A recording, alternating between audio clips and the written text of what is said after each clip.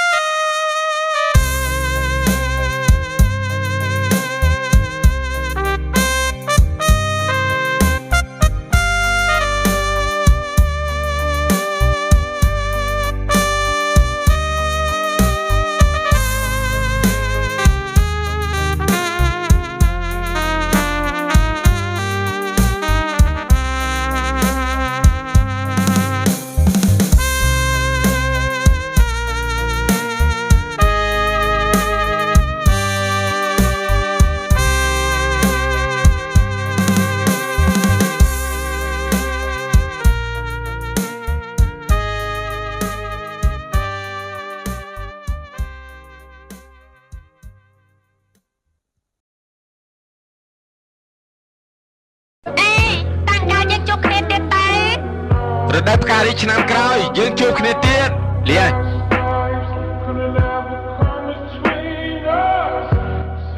អូខេសូមអរគុណសម្រាប់ការទស្សនាអញ្ចឹងដល់ខែតារ៉េនហើយនៅចាំការទៀតដាក់មកទ្រីបទៅកពតទាំងអស់គ្នាបាយបាយ